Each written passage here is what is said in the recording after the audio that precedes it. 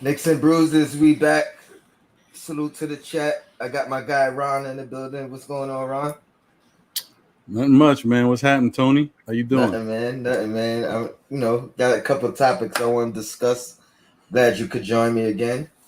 Shout out to Still Knicks fans. If you haven't checked out his channel, check out the channel. Him and his buddy Ron and John. So check those guys out. Nice, good content. Um, I want to give a rest in peace to Michael K. Williams. Start off with that. Prayers out to his family, his friends. The whole Wirecast. Julito, I know he's going through it right now. Yeah. But yeah, rest in peace to that brother, for sure. Um, yeah. So maybe a quick moment of silence for him.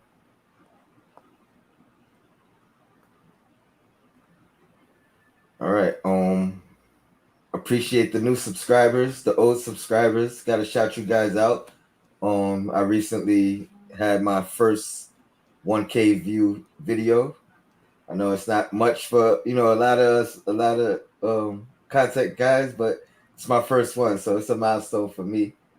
And I That's couldn't beautiful, man. appreciate it. Yeah, appreciate it. And I, of course, I couldn't have done it without the subscribers and the viewers. So appreciate you guys for sure for joining me and helping me get that 1K views.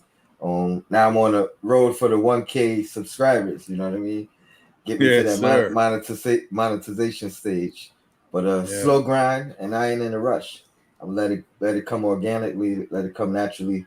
Um, Lets me know that the people who tuning in are tuning in because they like the content that I bring. So agree with the views and Right. stuff like that. Right. So but yeah, salute to you guys, man. Shout out to you guys, appreciate it. Um, hit the like, hit the subscribe, share, help me build, man. I appreciate you guys. But where I want to start with recent news, Noel, he said he's fighting for that starting spot again. Last year he came in and said the same thing. He wanted that starting spot, and I think that's good. Shout out to the Queen. Thanks for joining me. Hello, Um, hello. I just mentioned Noel's and his him wanting to start and him fighting for that starting position. So Okay. I guess I'll start off with those two guys. And what are y'all thoughts on, does he deserve to start off jump based off of him able to step in last year, or should it be an open competition? Should Mitch start from jump? What are your thoughts on this starting center position, and where do you think it'll go? Tony, we got to compare notes. We got the same thing on our agenda for our shows. Well, my apologies, because that was that No, was it's a fine. that It's was a fine. It's throw fine. in. I literally just wrote it up. So my apologies. Totally fine. Don't give up all your info. Say so for the Queen's Court. Well, Uh, I could say that I think, does Noel deserve it? Yeah, he definitely deserves it for what he did, at the end of the regular season last year and carrying us through that, the beginning part of that playoff series. But it's tough, man, when you got a motivated, positive thinking Mitch, and he wants to come in and says he wants to be, defensive player of the year, if not right, at least right. in the conversation. That's a starter's mentality. So it might have to be one of those competitions. I think Thibodeau's going to have to just leave that alone and just see how guys play. That's tough. Yeah, I agree. I I agree. agree. I think, both of them at their best can start in this league. Um, I think Mitch is a better player overall. Hmm. Um, Both of them have that injury history though, and we still won as many games as we won with Mitch out. Not to take anything away from him, but to say, that Noel came in and did what we asked him to do and held it down during that time. So I agree with you. We're gonna have to roll the ball out in training camp, see who plays the best, and then the coaches are gonna have to go at it in those meetings about who's gonna start. Yeah. Yeah. Yeah. Yeah. So let me shout out the chat real quick. The streets is buzzing. He's in the chat. Salute. Pudge Nice. He says congrats. I appreciate it. I couldn't have done it without you guys. I recently had my first 1K viewed video, so Oh, look at you you. know I'm moving up there slowly. So I couldn't have done it without There the you chat. Just Life for Life. He says congrats as well. Thank you. I appreciate it. Also says Mitch should start. I am Gerald. Salute, fam. And Pudge Night says Noel folded in the playoffs. I mean, I'm gonna respond first to Pudge Nice. Mhm. He underperformed in the playoffs 100%. Right. I wish I had his numbers up just to see how much of a dip off it was, because his numbers throughout the season wasn't tremendous anyway. Right. Mhm. So I don't think his drop off per se was the reason for us losing that Right. series. You Right. know what I mean? I think his strengths he still provided for the most part throughout the playoffs. So I wouldn't necessarily hold that against him. And you know, I always say keep that same energy. So if that's how you feel, are we demoting, you know, Randall? You know what I mean? Are we considering not starting RJ and things of that nature? So I think in that aspect we got to give him a pass on the playoffs, and more so judge him on what he did when Mitch went down. Because I don't think any of us thought he was gonna be able to hold it down for that long, sustain the success, maybe even increase the success. You know, if that's the way you viewed it. So I think in some aspects he did earn that spot coming in, but I'm also a firm believer of you shouldn't lose your spot to injury. You know, that's no fault of your own. And I think Mitch at the time of his injury, the first one, he was probably playing the best basketball of his young career. You know, he was on pace. He was in that double range for about three games in a row, I believe, and it looked like he was only going up in trajectory. So I agree with Ron and you, Queen. I think you got to have it. Let it be an open competition. May the best man win. I think we all know Mitch edged him out early last year, but I think it was an edge out. You know, I don't think he got that spot over leaps and bounds. Um, and the funny thing is, Noel has a little bit more to his game. You know, he could pull that 14-foot jump shot, or at least we've seen it. We haven't seen it from Mitch. Right. So we know he's capable of bringing more to the table than Mitch. Mitch is probably more elite at what he does best, and also what Noel does best. So it's Right. you know, I think it's good problems to have. I love these type of problems. But yeah, may the best man win from jump, and you know, I think Mitch edges him out again. But I think the open competition, not naming somebody from jump, only is going to make both of these guys better. Right. You know what I mean? They're going to be fighting harder and fighting for something. You know, Mitch, if he doesn't get extended, he's fighting for that too. Right. So, you know, that may I have some other topics of, you know, who has the most to prove and who's under the most pressure. So maybe that falls into some of these next questions I got coming up. But I do want to say about Noel. You bring up a good point, Tony, because I thought that he underperformed in the playoffs as well. Who was that? Pudge Nice. He fold. I don't know about fold, but I definitely thought he underperformed in the playoffs, and I thought that he didn't look like somebody that could be a center on a title contending team. Now, that being said, you brought up a good point. none of them look like they could be on a title contending, team. So, listen, it's not. I guess what we can say is it remains to be seen. But nobody other than Derrick Rose, in my opinion, and Taj, look good in the playoffs. And so I've always said I want to see how Randall looks in the next playoffs. I don't care what he does in the regular season. I need to see him in the playoffs. But you can say that pretty much for everybody. Yeah, I agree. You want to add anything, Ron? Actually, you know what? I was thinking about it. And even though I do think it's going to be a competition, it needs to be a competition because you know what? That's what training camp is for. Pushing each other and getting the best out of each other and put you in your best position to do what you need to do in the regular season. Right. I kind of feel like Thibodeau has to give the job to Mitch because it was Mitch's job until he got hurt, right? And then Mitch had to watch the team excel and do all these wonderful things without him. And all he's been doing is trying to work on himself, gaining weight, working on different things with his trainer.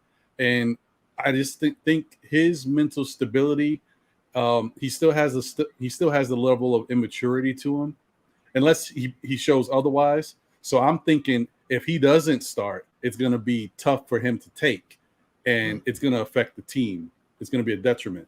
And I think Noel's a professional. He's used to not being a starter.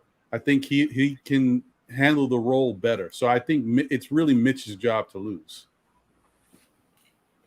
But knowing point. Tibbs, he ain't giving nobody. Yeah, I know. Because I think he thinks that gives players the edge, coming in having to fight for it as opposed to coming in and knowing. Especially for players who haven't really proven themselves just yet. So I think him even, however they got, I forgot who it was, however that reporter or journalist got that little tidbit, I think if Tibbs was the one that put it out there, I think that would be the reason why. To make sure Mitch come in there ready. Don't come in there thinking that this is your spot. You're going to have to take it. Right. I agree. But I agree with let me see who said it. Pudge Nice. Mitch would have done better. I'm assuming he's referring to in the playoffs. I think he would have as well. Hard to say. I'm gonna tell you why though. Okay. Because Mitch, one, has that ability to defend the perimeter a little bit better than Noel's does. And when I say that means he could block 3-pointers, he could fill the lanes a lot quicker or if not the lane, run out at the shooters and still contest, if not block the shot. I think he's much more of a lob threat. I just think I agree. I think he would have. I mean, it would have, not saying replacing, but we would have been a lot better had we had both these guys. And one thing that we got to consider with Noel is, he played a lot of minutes. Probably more than he was accustomed to throughout his career, and probably had more responsibility than he was accustomed to. So that could have been a learning curve for him, and that may have been some type of I don't know. We don't know how Mitch would have handled that because he's never been in that situation at all. So yeah, and so much of Mitch game, like Noel game, is dependent on the players around them, at least offensively, and even defensively. Players are on a string, so if other players aren't playing well, it's kind of hard for you to play well. So I mean, yeah, could he have blocked some shots? Yes. As far as the lob is concerned, that was highly dependent on our guards getting into the lane and making plays for him. It's hard to say because when the people around you aren't playing well, it's really hard for any one player to shine. It really is. But maybe he could have. So I'm gonna move on to another topic I got lined up for us, and let's see who has the most to prove. So this is funny. I think honestly, a lot of us have a lot to prove. A lot of guys on the team have a lot to prove. So it's gonna be tough to narrow it down to one particular person. Mhm, I'm gonna let us maybe take turns. Hopefully, we have different options as mhm. far as who has the most to prove.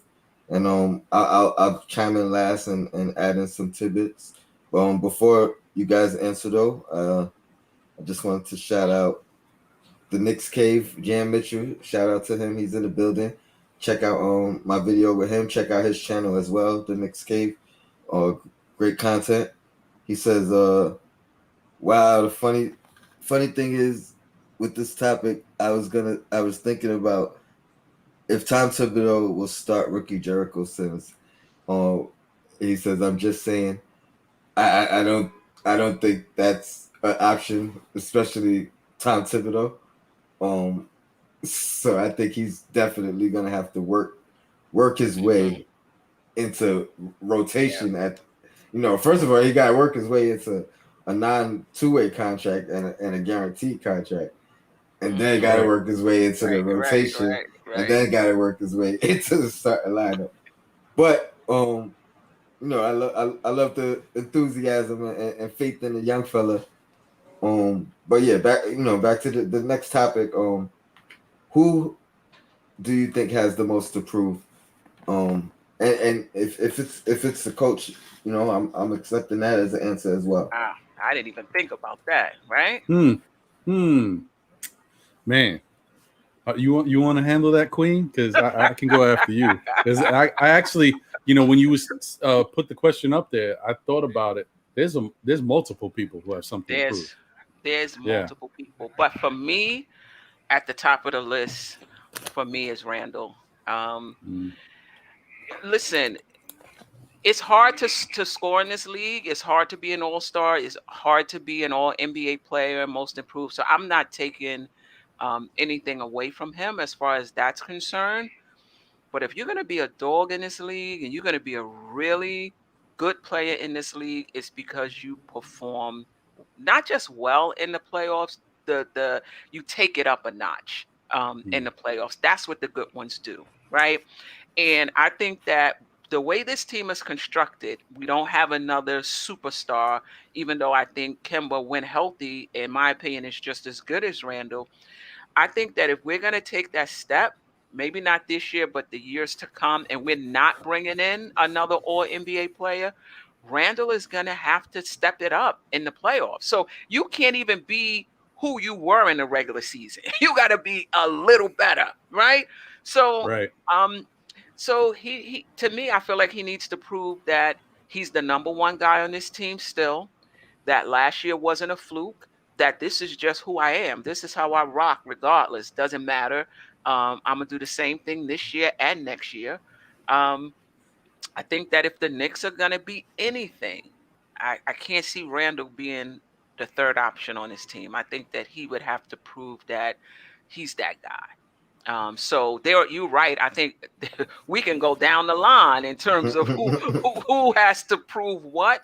But Mm-hmm. to me, him, and then I'll let it go around. And if it comes back to me again, Tibbs would be second on my list. Okay. Before you step in, Ron. Um, I just wanted to touch on what the Queen said. We're going from most improved to most to prove.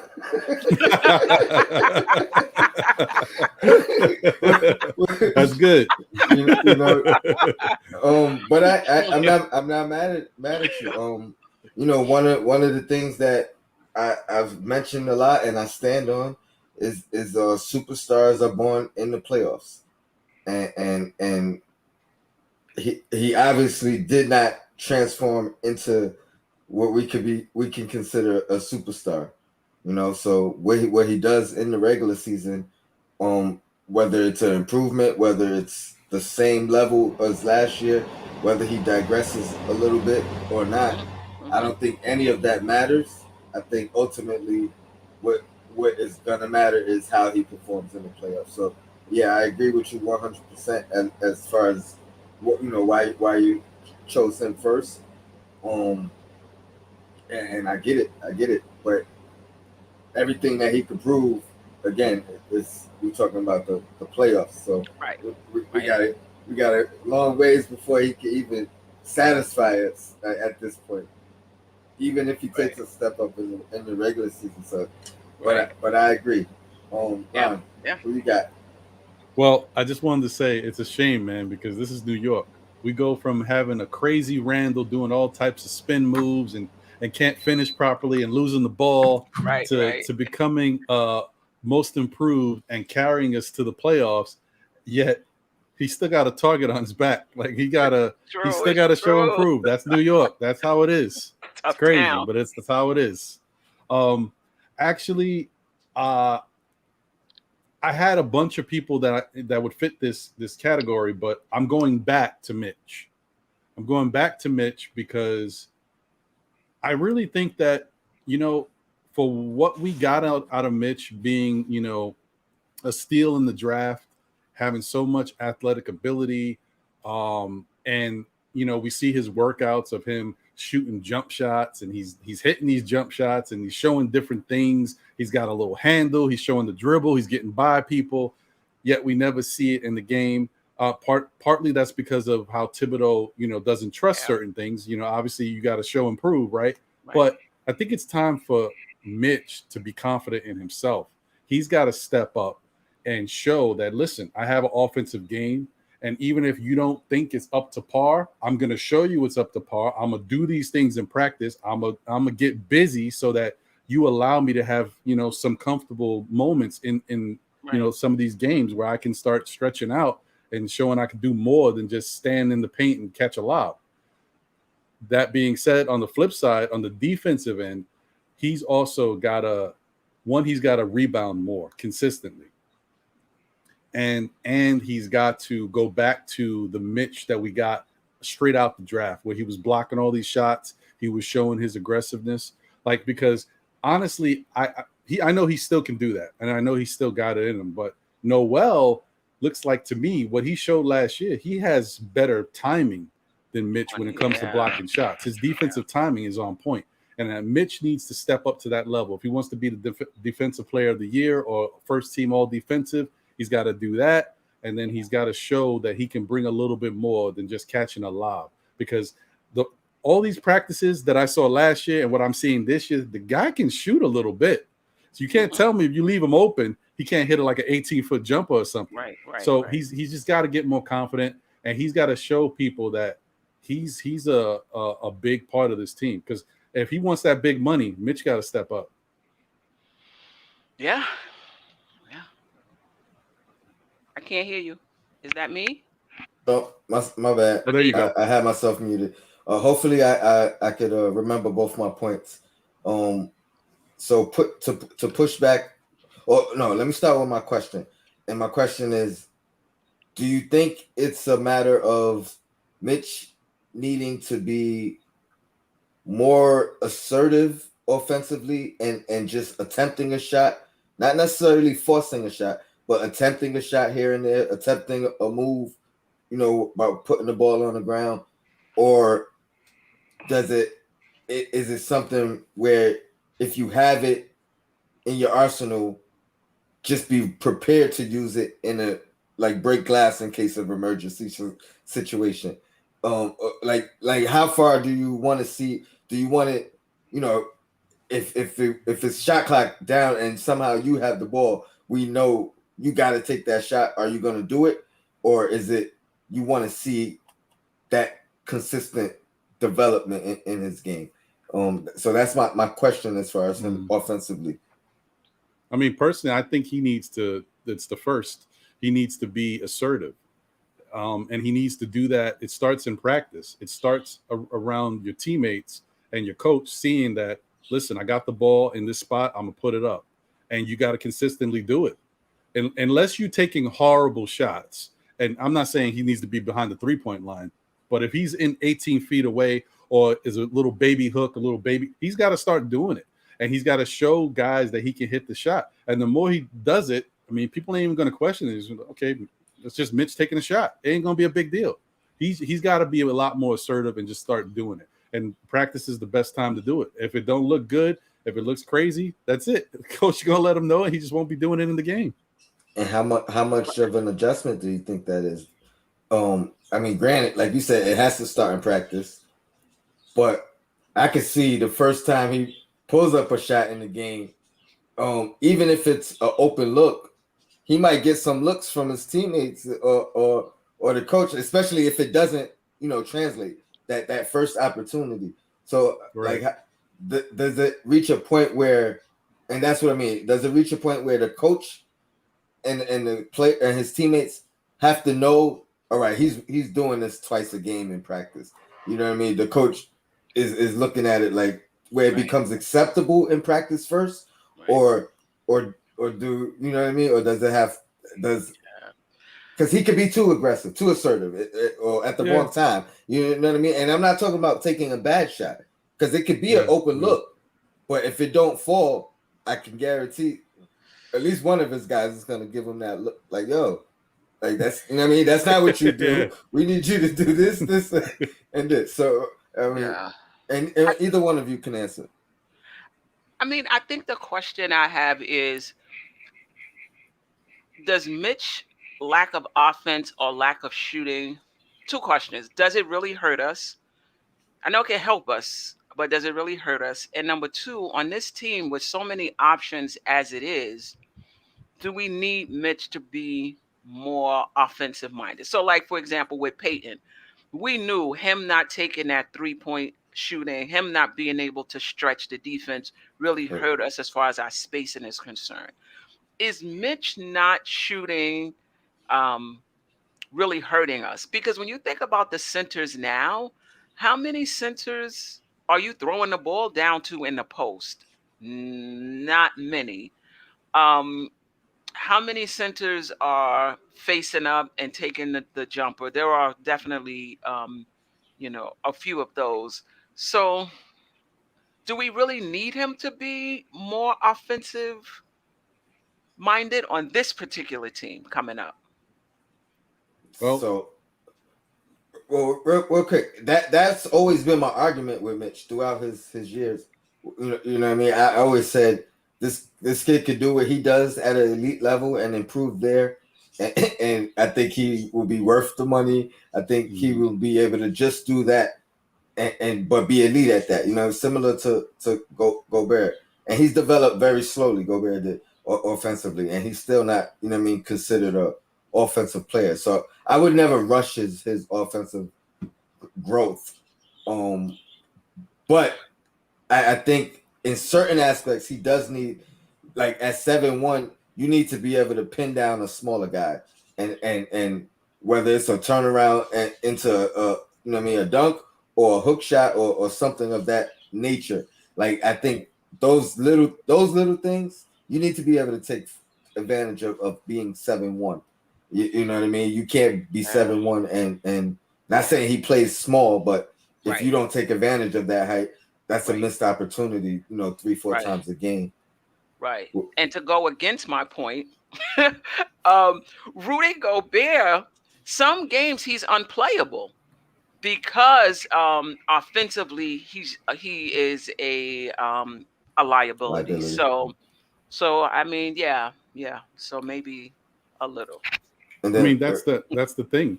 Yeah. I mean, your point is, for the way this team is built right now, Mhm. he necessarily doesn't need to be an offensive weapon, or Right. they don't need to look to him for offense. However, it makes them that much better.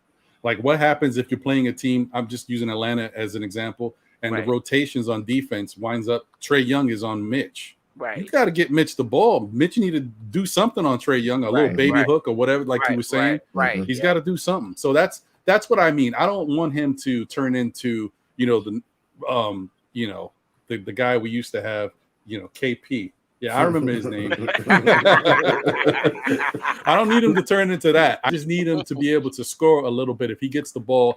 And, he's an NBA player. He's 7'1", like you said. He should be able to score certain shots around the basket. Yeah. And it'll boost his confidence too. And the other thing is, I was going to say to you before when you said about him being assertive, no, you can't. Game one can't start and Mitch gets the ball the first possession and tries to put it up. No, Mitch got to start hustling and showing he's active first before he starts attempting shots. So he got to show his value before Thibodeau's gonna be like, "Yo, what's going on here?" Right. Got to be a threat. You got to be a threat. Right. Yeah. And believe it or not, I held on and remember my second question or point to you. Oh, shoot, did I lose it? Nah, I got it. You mentioned Noel's timing and how he looks. He may be better at blocking shots than Mitch, and you also mentioned you want Mitch to revert back to maybe like rookie year Mitch, where he was kind of like blocking everything and attempting to block everything. Just on the flip side to that, I think that was just something that he learned, because if you notice, he's been staying on the floor. You know what I mean? When we had old Mitch that was trying to block everything, you know what I mean? It led to foul trouble, early exits, not a lot of playing time over the course of the game, and that was because he was on the bench because of it. So I think he's learned he has to pick and choose his spots of what he's gonna attack, what he's gonna block. It's still never anything easy around him. You know what I mean? And sometimes, another thing that I think he learned is sometimes his presence alone is gonna affect shots. So as he grows as a player, and this is how I correlate it. Noel, I think, also had to learn that. You know what I mean? It's not like we're talking about a couple more years experience, but I remember him early in Philly, and he was Mitch, a smaller Mitch as far as trying to block everything. So I think over time and in time, he will get that under control. I think the reason we see what we saw from Noel is experience, more than anything else. Yeah, and I will hopefully say he could teach Mitch. Right. Yeah. I don't know if we're gonna see that first year Mitch. I think he's gonna, because that first year Mitch was, I wouldn't say wild, but he was a little undisciplined, right? And so we got those wild plays and those dynamic plays, but at the expense of foul trouble, right?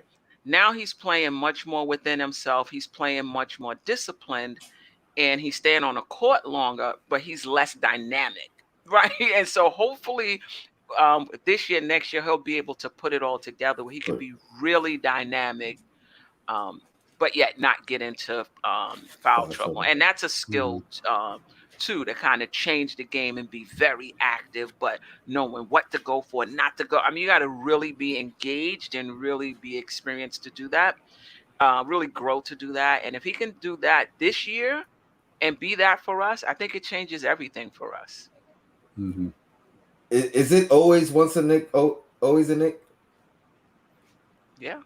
All right. Yeah, I think so. So let me give some credit to DeAndre Jordan, because I think that was the start of Mitch learning certain things as far as using your length and your size just to be a deterrent, and rather than jumping at everything. I think that was the first glimpses we've seen of him changing that aspect of his game. Again, hopefully Noel can. It's not such a competition to where you're not trying to teach the young fella some tricks. You know what I mean? And hopefully, he could take him under his wing in that aspect and help him grow it as well. But all in all, I mean, I agree. Mitch has a lot to prove too. I don't know if you even mentioned the fact that, I mean, right now he's coming into a contract year. If we don't extend him this offseason, he's a free agent. So, in a sense, he's playing for his next contract as well, which adds some more of what he has to prove. Yeah. Again, shout out to the chat as always. Appreciate you guys joining me. Hit that like button for me, please. Let me go to my notes real quick. I got some notes I had took. I am going with Kemba Walker. Let me start there. Wow. And I mean, part of it is unfair because, again, health is usually to no fault of your own. But I don't even really think that's where he has the most to prove as far as health. I mean, I'm praying and hoping for the best of health, but I'm just looking for it, and I think coming home that gives him something to prove automatically, because it's not like you're not gonna see your family and friends after the game immediately. So if you bombing out, if you're not performing, or if you ain't do something right, you're gonna hear it from the media, from the fans, and when you get home, and the text, the phone calls, the messages, and all that. So that's one thing he's got to prove to this. You home now. Yep. So people are gonna be looking for you to do a lot of the things that you always talked about growing up, and so I think that's one of the things that he has to prove. I think he wants to be an all-star, so I think maybe that's one of the things that he's gonna want to prove, that I am a all-star, a consistent all-star, not just a throw-in one year or 2 years. I'm gonna go back to that matchup against the other point guard in Brooklyn. I think he got something to prove there, just on a competitive standpoint. I'm not saying he's gonna overthrow him, but who's the best point guard in New York? Who got the best handles in New York?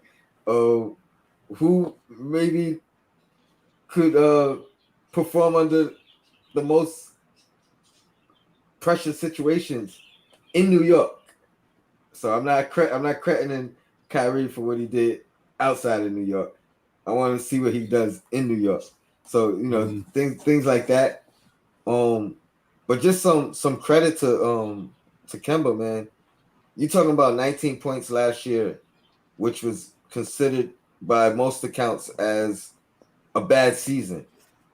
You know what I mean? And of course, majority of that is due to injuries, but there are people out there who says he's declining as a player. And a stat that I looked up and I found, shout out to the article I read on a Bleacher Report. You know who were the last point guards to average 19 points a game for us? Yeah, I read that article. They included Starks, though. I don't see Starks as a point guard. I agree. But Marbury and Starks. So wow. right there alone. I mean, again, like you said, I don't think Starks was a point guard either. And I was on record saying this is the best point guard we've had since Marbury. Wait, we got him younger, I believe, but we got him with less outside noise. You know what I mean? Like Marbury was coming in probably to be some type of a culture changer, but it was so much turmoil and crazy things going on within the organization at the time that it sucked him in and swallowed him whole. Like now we got Kemba, who's a genuinely good guy, good personality, no drama, sportsman awards and things of that nature, coming into this new culture that we have in New York. I think it's a perfect fit, match made in heaven. So it's no pressure, but I think it's a lot to prove because it's no pressure. I think he could literally come in, and granted, health permitted, I think he can be an all-star. I think he could have one of his best seasons of his career. I think he's clutch, which a lot of people don't really give him credit for or mention him in that conversation. And then real quick, I know you read the article, but I'm gonna go through the list of point guards we've had. Oh my God, I'm not gonna have nothing for my next show. I'm gonna leave it. We'll talk about it. We'll talk about it on yours. But everybody, tune into Queen's Court 8. I think we do it 8:15. 8:15. And wait till you get this list of the starting point guards we had since 2010. It's enough to make you scream, make you cry.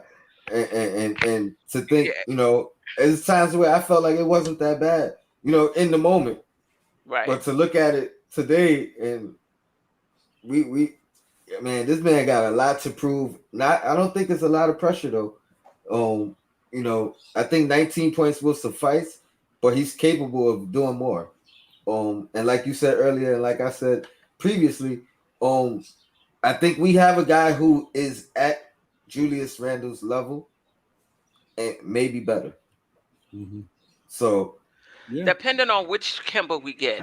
And I think that's the biggest thing. That's what I'm looking for. I don't even think we're gonna find that out in preseason. Maybe the first 10, right? 15 games or so, we'll be able to get a better sense of which Kimba we have. Like we don't like there's nothing written about his injuries that I see. There's nothing written about this degenerative condition, right? mhm. Or at least there's not a lot written about it. So like for us as fans, we're saying he has this degenerative knee condition. He's not going to be able to play back to back. His minutes are going to have to be restricted. We don't really know that for sure, right? The first 10 to 15 games is going to really help us know that. People saying he lost a step and what have you. We're not going to know that until the first 10, 15 games. Now, I feel the way he's going to play on this team, I don't think it's going to matter too much, even if he has lost a step. Like, I don't think he's going to have that role like he had with Charlotte, where he had to break down the defense on every single play and set his players up, right? So now either it's through your dribble, through your shiftiness, through your quickness in order to be able to beat your man and create something. I don't know if we're going to need him to do that on this team. So even if he's lost a step, I think he's still going to be useful for us. Even if, you know, because he could play off the ball, like he played off of Tatum and he played off of Brown, right? He'll be able to play off of Randall. So even if he's lost a step, he's going to still be good for us. The issue for me is he healthy? If he's healthy, I don't even care if he's lost a step. The Knicks are going to be good. I mean, I agree. Catch and shoot Kimba is Yeah. deadly, and I think he'll have Yep. the most catch and shoot opportunities Mm-hmm. than he's ever had in his career. Mm-hmm. Because even with Tatum and Brown, he was playing off ball at times, but I don't think the ball was necessarily coming back to him when those two Right. guys had the Right. ball. He was Right. playing off ball because the ball wasn't in his hand. You know what I mean? It wasn't Right. like. Right. Oh, I think with our team, it'll be a slightly different. I think everybody has that potential to be a pass threat, Mm-hmm. and that'll open a lot more catch and shoot opportunities for him. Anything you want to add on Kimba, Ron? Yeah, no. I think that it, like Steph was saying, it really comes down to his health. If he's healthy, I'm happy with whatever he gives us because I know it's Right. going to be a positive. He's that type of player, and the if he gives us 19 to 20 points a game, I mean, who's going to be mad at that? With the way our team is built and Right. what we're Right. expecting to get from Randall and other players, that's perfect. Yep. Plus, I think he wasn't happy. I think he's only been happy two places. He was happy in Charlotte. Mm-hmm. Next thing you know, he's in Boston, OKC, and he's coming back home to New York, and he's already happy. So I think it's also about his situation, his fit, which will translate to his game. For people saying that he's washed up and all this other stuff, I don't see it. And if you in the NBA score 19 points a game, you're not washed up. Okay, No. that's one. And two, when it comes to those words like degenerative and knees and stuff like that, I hope that that's not the case for him because I know the last time I heard anything about that was Brandon Roy, and we know how that turned out. But at least Brandon Roy had a pretty good career while he played, and I think Kimba's in the same situation. And I hope he's able to give us at least the 2 years we got him for in his contract, and you know, primarily healthy. Mm-hmm. Yeah, I agree. You just scared the crap out of me when you said Brandon Roy. I did not realize that was the same terminology of the injury. I remember Brandon Roy's injury being somewhat of a question mark and them not knowing. So is that just the question mark? Is it just of the severity or the how often that injury comes about? Is that what the question is about? Like they don't know how to treat I, it or something of that magnitude? I don't know how it translates to Kimba, but for Brandon Roy, it was just how long was he going to be able to hold up? Because his Mm, thing was, it was bone on bone, and mm, more grinding, more wear and tear. That's going to eat away at it, and then eventually you ain't going to have that. The ligament's not going to be. Ain't going to have the give to be able to move and do what you Right. normally. Yeah, so that's. I hope that's not the Right. case with yeah, Kimba. you Right. got this really feeling like a Nixon Bruises episode, But and not the But podcast. Tony, that's what I was talking about whenever I was talking I hear about, you. that was when I was like, why would the Knicks take the risk? Because I would love Kimba on this team. Why couldn't we get Kimba and somebody else who we knew didn't have these question marks, right? Mhm. So with Mm, with the degenerative condition, it's not like you can put more cartilage in there. It's more about how do you manage it. How mm. do you manage it so it doesn't get inflamed? How do you manage it? Do you restrict his minutes? Does he take games off?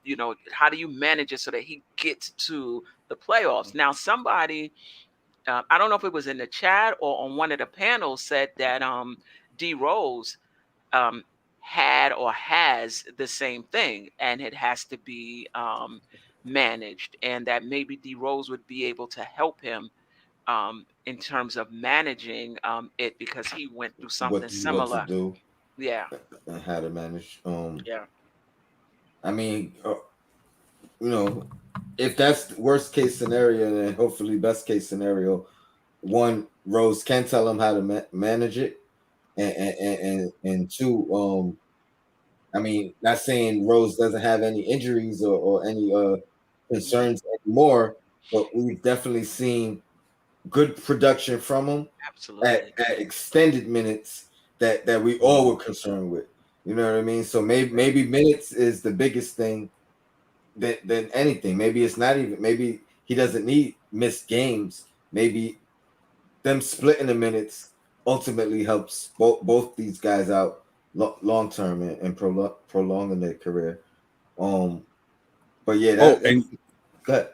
I didn't mean to cut you off. You actually just what you just said made me think about something. Bringing up Derrick Rose, a lot of goes back to the whole thing of saying that he's washed up and all this stuff. Maybe we're seeing Kimba the way Kimba wants us to see him because he's trying to save himself, because he's trying to also limit what he's doing on these knees. Because we know Derrick Rose can still dunk, but does he show us that? No, because he's trying to save his knees and keep himself healthy. So Mm-hmm. maybe that's what we're seeing too with Kimba. Okay. Yeah. I mean, that's definitely a fair analogy, fair point. Um, Yeah. and you wanted to keep going. You wanted to Oh add no. more players of or no different Oh well, players no. or But Queen did have Thibodeau on her list. So yeah. Yes, yes, yes, yes. I think Tibbs has something to prove, and it's kind of hard to say a coach has something to prove. Who has the overall record he has? I think it's over 500, and that's tough to do in this league. He's won everywhere he's gone. He got Minnesota into the playoffs, right? And then last year he was coach of the year for us. Like we did make some tweaks. It wasn't the same roster. We made some tweaks, but it was the Thibodeau effect, in my opinion, that had a lot to do with us getting that fourth seed. So it is hard to say somebody who's done so much has a lot to prove. But Randall did a lot for us, and I still say, Mhm. he had a lot to prove. And, For me, that no, I was just saying. I think they go hand in hand. I think Julius has just as much to prove as Tibbs and Tibbs for Julius. And it's funny that those were your two. they tied together, right? Yeah. Yeah, I mean, I think Tibbs, the knock on Tibbs is that um, he can get you to the playoffs, but he's not the coach that's gonna take you over the hump, and that's Mm. been a knock on him in a few places. I think it's unfair with Chicago because he was Mm-hmm.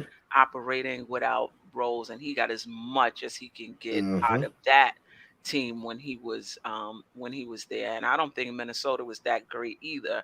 Um, but that's the knock on him, and I'm sure he wants to win and get that off of his shoulder. I think he has to prove that he's flexible and that he can manage a roster with this many offensive weapons. He has to prove, in my opinion, that he's a good offensive coach. Like a lot of people are seeing him as a defensive guru, and I've even heard people in the chat say, "Oh, he needs to hire an offensive coordinator because he just doesn't really understand." Now he has more dynamic players. There's definitely more options, Mm-hmm. and so if he's coming with the same offense that's running through Randall, I feel like that limits us in terms of what we can be offensively. So I think that's something he has to prove. Can he be flexible in the rotations? Yes, you have your 10-man rotations, but certain nights, are you will you veer from that if that's what we need, to put in a different play and go a different way? Like even in game 5 of the playoffs, Tibbs himself said, well, all hands on deck, right? This is a closing game. You got to do, and he did the same thing. Like I didn't really see any difference. So I think he has a lot to prove in my opinion. I'm gonna comment on Tibbs as well. But before I forget, do you think Randall has to prove that he can perform without the ball in his hands, or do you think he needs to? Because you made an interesting face where you said, "Are we going to be running the offense through Randall?"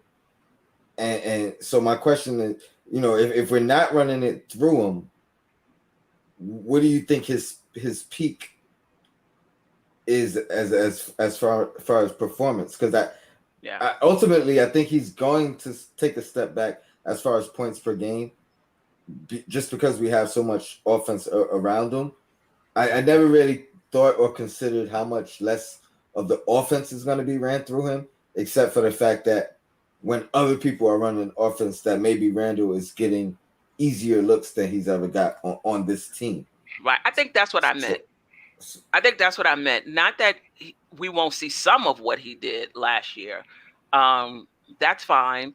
But I just would like to see more people initiating the offense. Fournier, RJ, Kimber, Randall, where the offense is less predictable and you don't really know what we're doing, right? Not what we do. Like, you don't really know where it's gonna come from. But Randall can still have play the way he's played, but not 90% of the offense. Maybe down to 27 or 30% of the offense. But that's is there any concern in his ability to do that? Because think about it, year one, play off the ball, you mean?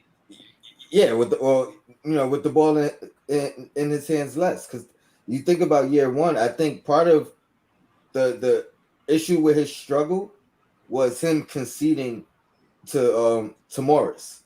You know what I mean? Like he had the ball in his hand a lot, but I think the consensus was Morris is our best player. Morris is our go-to guy, if you will. And Randall conceded to that for the most part. But year two, I think most of us, I'm not even gonna say us, most Knicks fans wanted the ball in his hand less, if you will. Right. And we kind of doubled down on it, right? And he performed doing that. Right. So I'm just wondering, like, we haven't really seen him without the ball in his hand too much, at least on this team. You know what I mean? So any concerns there? Well, I was just going to say that I think he'll be fine. The issue is him understanding who he is and where his game is right now, because Randall is a much better player. He's practiced. He's developed a lot more. His shooting is better.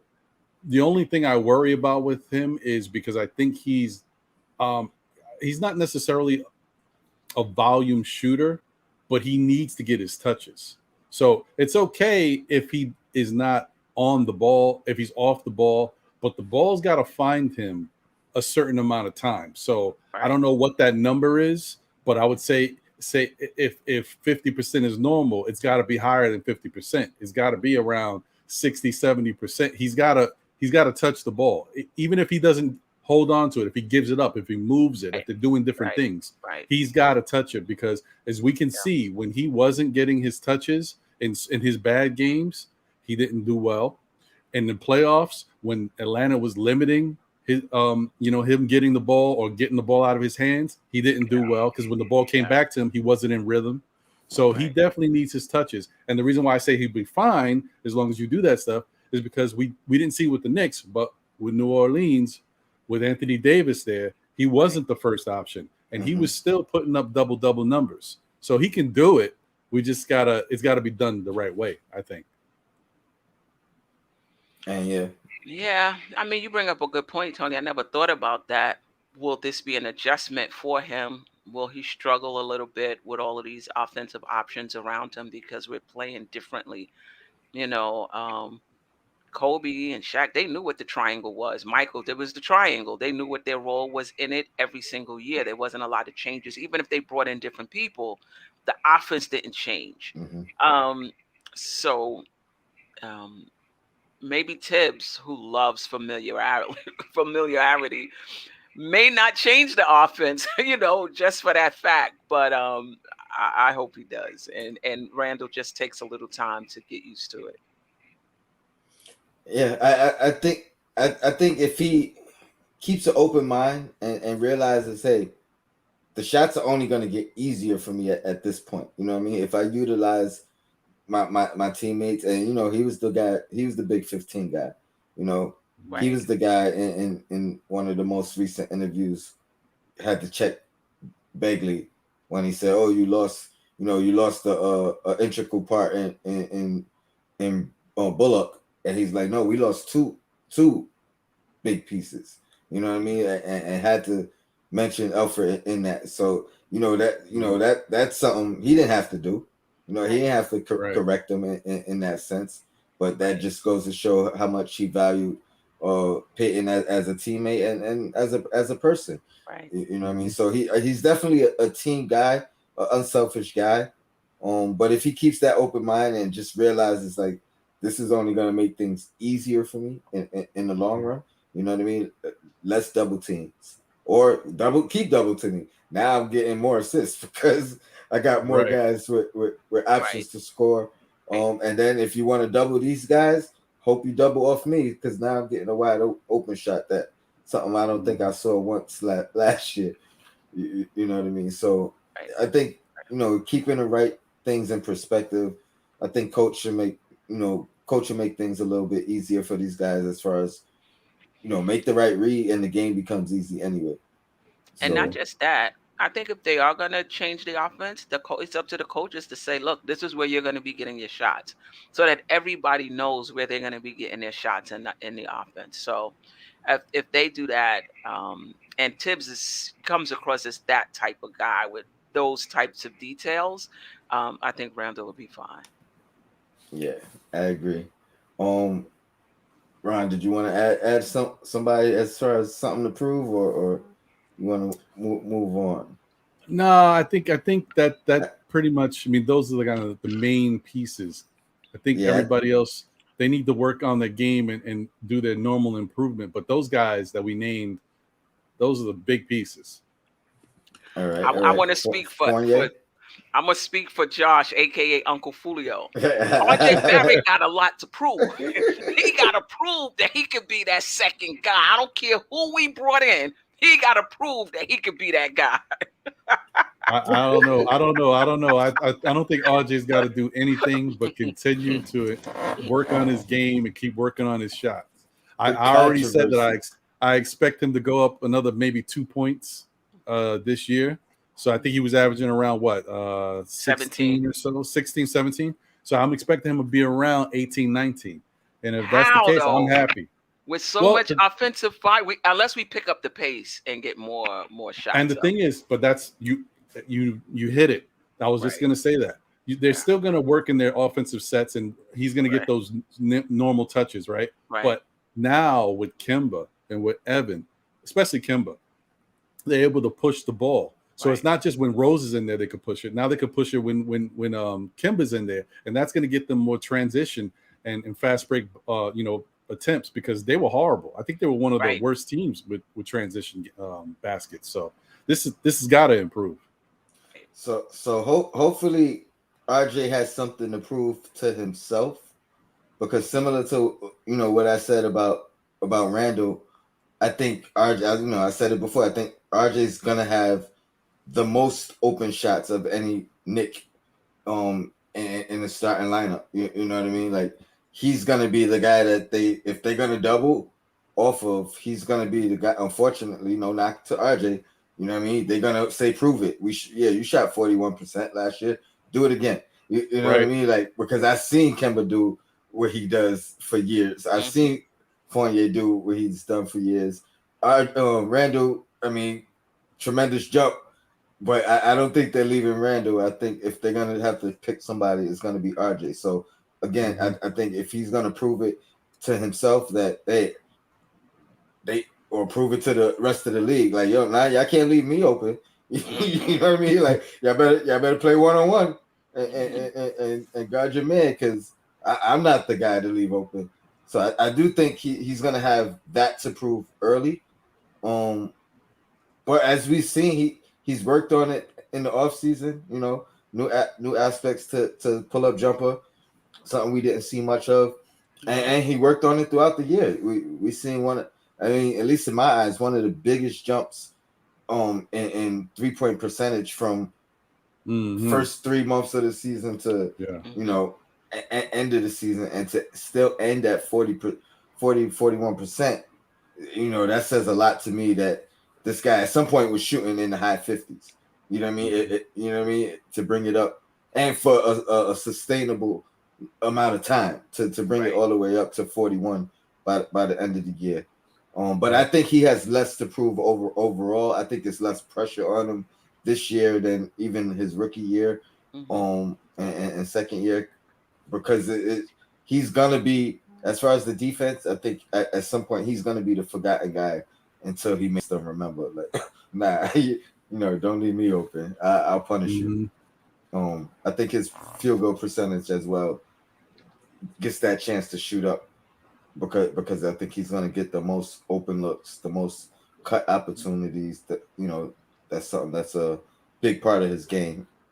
So yeah, I mean, I think I'm good with those guys. And Coach Tibbs, as far as what's to prove. And then my last topic was I mean, who has the most to lose? And I think I'm gonna start this one off. I have two options. And you guys could add in as you see fit. Shout out to Sin, the Podfather. Thanks for joining. Oh man. My question that I'm up to right now is who has the most to lose on the team. And I'm gonna start it off, and I'll let you go first, since I'll let you go right after me. But my two guys, the most to lose is number one, Knox, and number two, Mitch. And I'm following a theme in my two picks as far as most to lose, because obviously Knox is in last year of his contract. I think he's the one guy that's actually maybe playing for his NBA career right now, not necessarily just a contract with us, but he wants a spot somewhere, and I think it's going to be the toughest on him. I'll get back to him in 1 second. Let me just Mitch, I think under the same guidelines, if we don't extend him, now he's fighting for a contract. And that's what he's gonna have to lose. But to go back to Knox, I really think it's gonna be toughest for him. You're talking about a kid that lost his spot in the rotation, and we only got better. So it's going to be real difficult for him to even get back into the rotation, and let alone take advantage of it. Maybe get a permanent spot back in the rotation, and even from there, how good do you have to perform to one get extended by us or even get offered a contract elsewhere? So as far as the most to lose, I think it's Knox number one, and then Mitch is my number two. What's your thoughts, son? I actually think it's Mitch number one, in my opinion, because Mitch has never had a big contract. Right? He's making $1.8 million this year. And if he comes in and doesn't show the improvement, you got Jericho Sims breathing down his back. You got Nerlens Noel there. His spot could be someone like Jericho Sims could possibly take a spot. Where Kevin Knox at least has had a nice contract, right? At what, $6-7 million a year for the last couple of years. It's definitely possible that he doesn't receive a qualifying offer, but I still believe that Kevin Knox is going to be, even if he doesn't receive a qualifying offer, I think he's going to get picked up someplace. If it's not with the Knicks, I think Mitchell Robinson will too. There's no doubt about it. I think both of those players will be picked up somewhere. But I think Mitchell Robinson, he has the chance to secure himself a nice sizable contract and something that he's never had before. So I think he has that to lose, where Kevin Knox, he's had a contract. Now he could lose that contract, right? But I think it's Mitch. I think Mitch has maybe a little bit more to lose. I think Knox has the most to prove. Okay. That was one of our topics as well. Yeah. I think Knox has the most to prove out of everybody that's on the team. You know what I mean? Because he came in highly touted, right? Some questions, but everyone knew he was very young. So he came in highly touted. He has talent. There's no doubt about it. The kid has talent. But somebody has to find a way to bring it out of him consistently. You know what I mean? Like you said, he went from a guy who was getting playing time to not getting playing time. I think he's got to prove that he can keep himself on the floor. He can consistently play defense and do those little things that Tom Thibodeau wants him to do, stay on the floor. I think we all know he can shoot the basketball. You know what I mean? Right. And if he's getting playing time, I believe he could still, if he was playing 25 to 30 minutes a game, I think Kevin Knox could give you 12 to 14 points a game, simply because he can shoot the ball and he's got size and he can run the floor on the break. But does he do those other things that's going to keep him on the floor? Rebound the ball. I think he should be a better rebounder. Play defense, scrap and get loose balls. Those type of things is going to keep him on the floor. So I think he's got a lot to prove. I think Mitch has a lot to lose this season. And you can argue Mitch has a lot to gain as well. You know what I mean? That big contract that he never seen. Yep.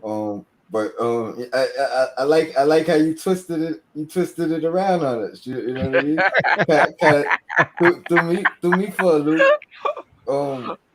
I mean, he definitely has a lot to prove. I agree, but if we're talking about between him and Mitch, if you say one of these guys is going to be out the league next year, I don't think it's Mitch.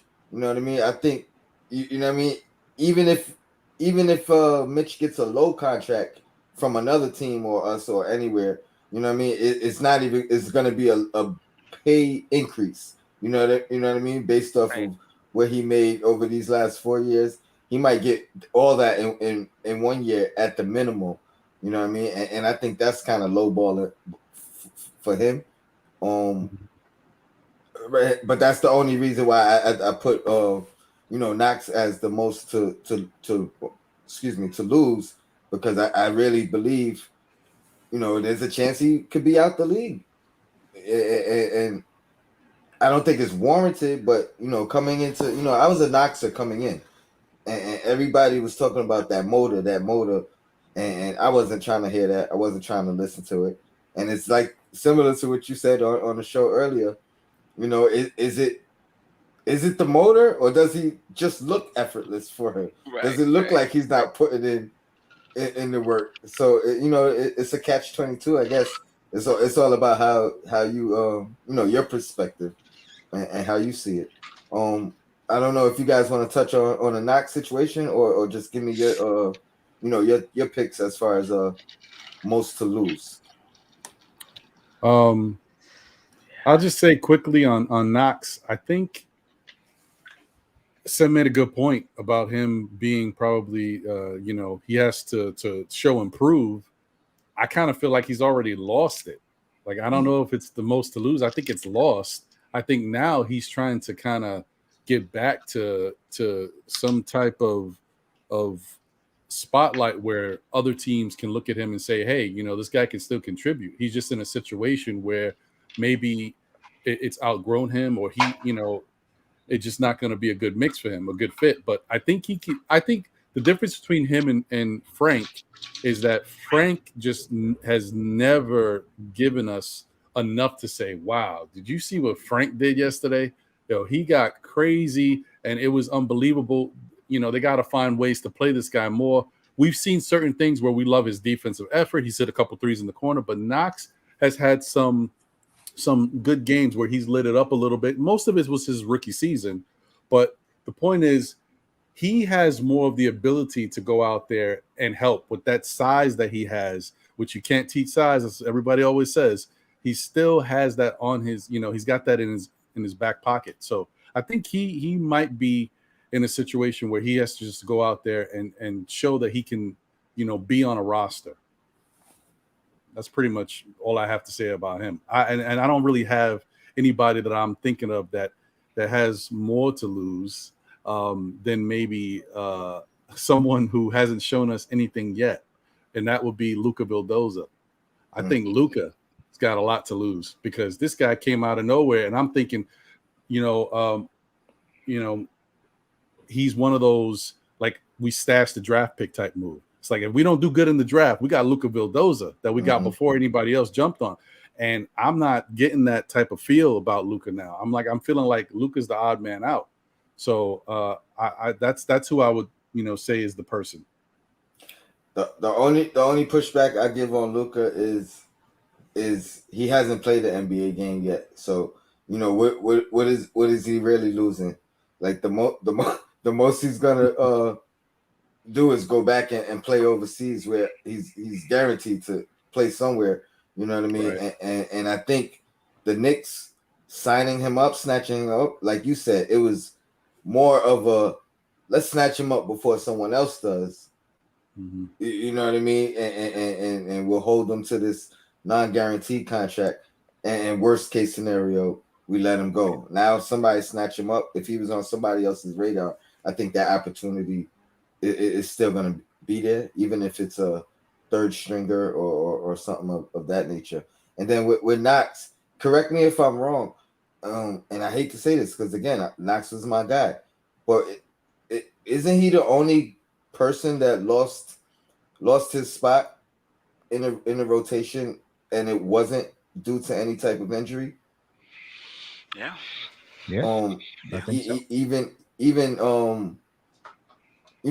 Dennis Smith was labeled an injury initially.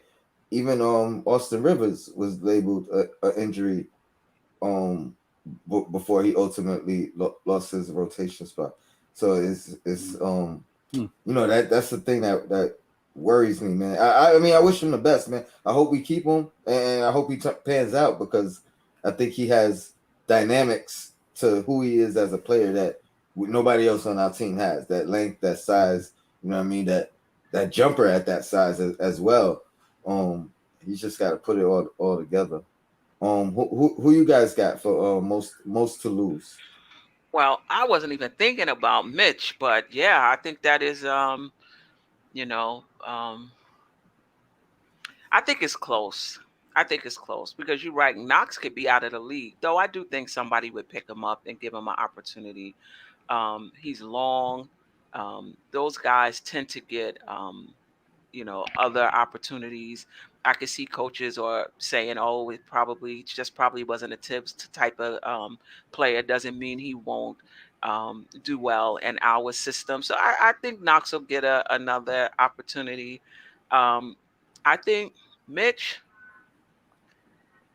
if he doesn't sign this extension and he goes into the season and he gets hurt, that really now he probably get labeled as an injury prone player, and he'll be in the league, but I'm sure he's ready to cash in after what, $1 million, $1.8 million, every year. I think he's probably looking for a little more security.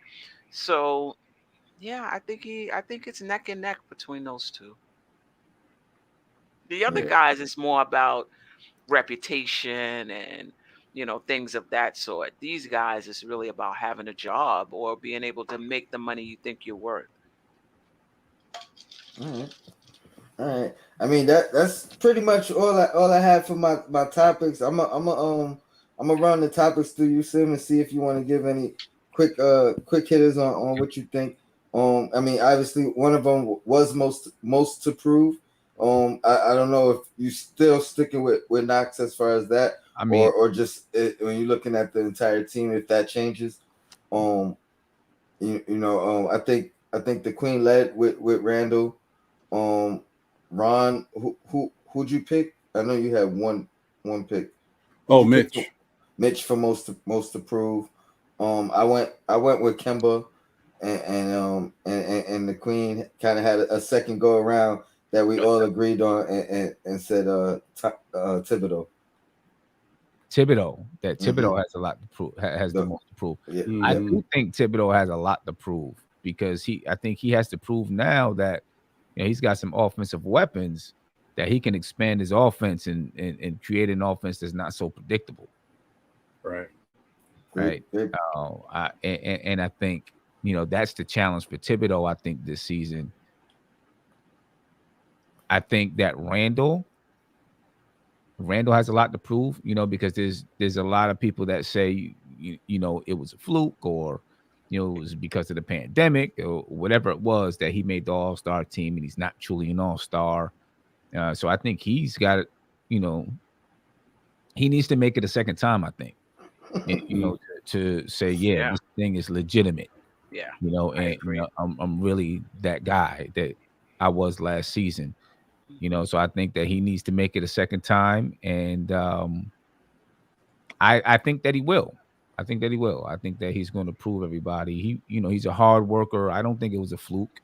Mm-hmm. When you look at Randall, he came in when the Knicks signed him, he averaged 19 points a game or 21 points a game or whatever it was. And he averaged 19 last season. Then he went on to do what he did, or not 19 season, his previous season, and then he went on to average what he did last season. So I don't think it was a fluke, but he still has to prove it, and then he's got to prove that he can perform in the playoffs. Yeah. You know what I mean? It's almost like he was listening this. He was listening this. So he's definitely got a lot to prove this season. A lot to prove. You know who? I'm gonna tell you who's. I don't want to say he's going under the radar, but RJ Barrett, I think, is in a real comfortable position because right now Randall has a lot to prove. You got Kemba Walker, you got Evan Fournier. These guys are veterans. You got two guys who are all-stars. They're really going to be expected to carry the load. RJ can kind of cruise under the radar a little bit. You know what I'm saying? Mm-hmm. And which could really help him out. Yep. Because now, the attention is on everybody else, and RJ can kind of creep up on people, I think. So RJ could have a really good season this year, I think. Hey, so we're gonna have to start doing some pre-production meetings.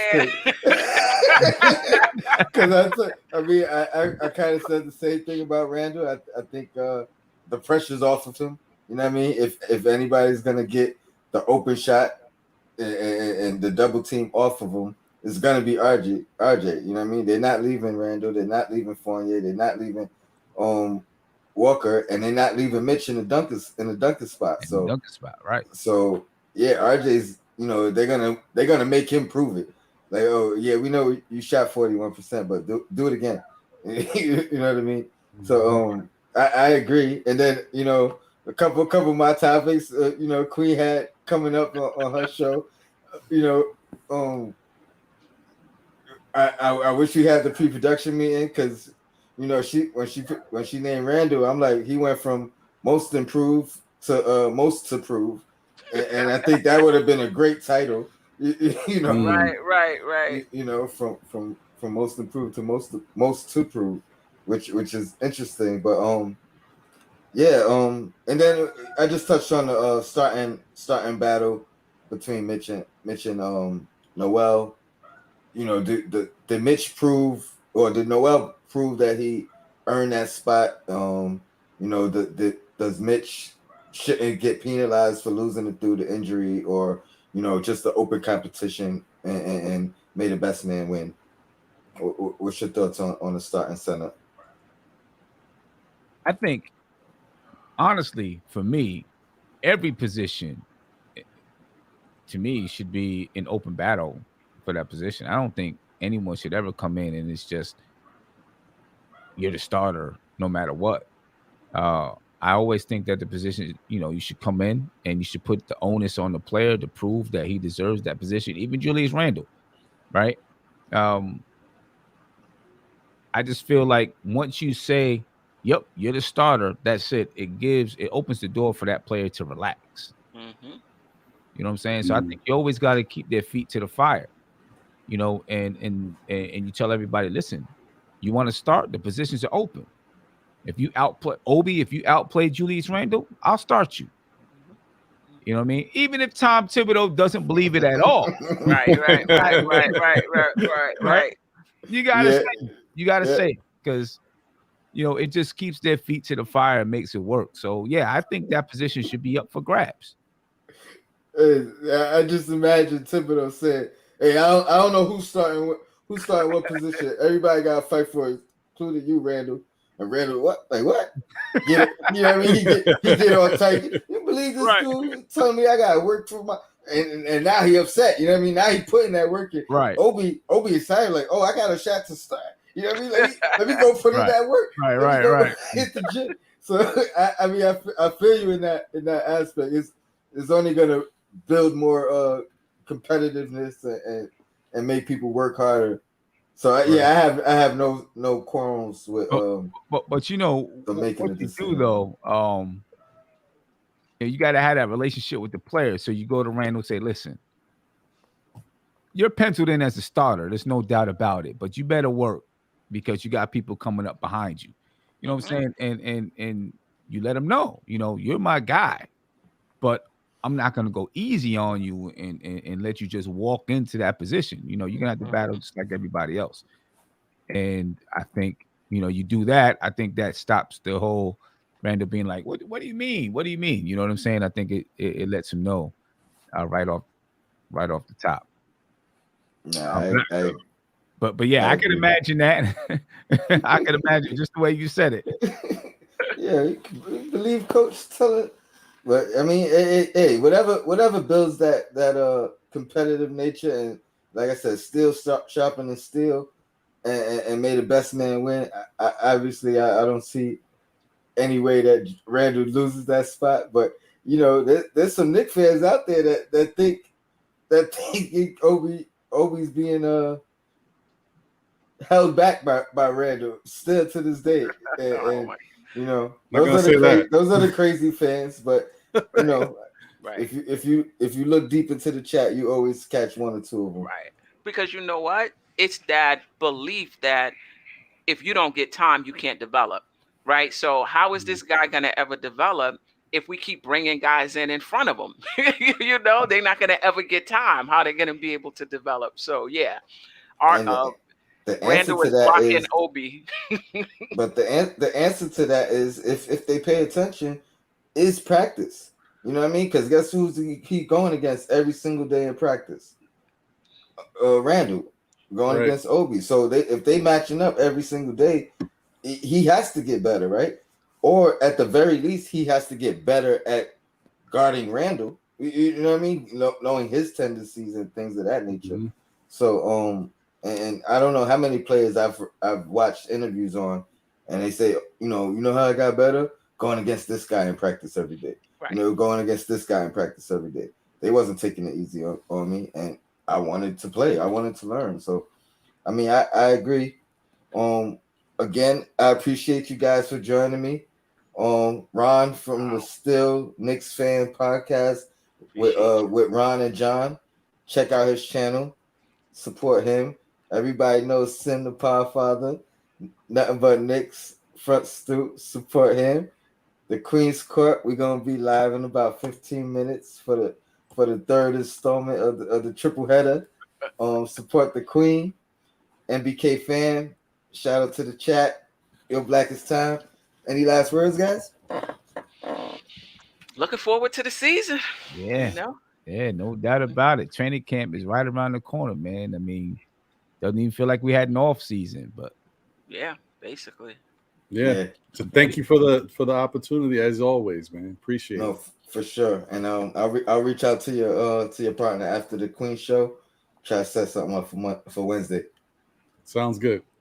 Appreciate you, bro. appreciate it. All right. Peace.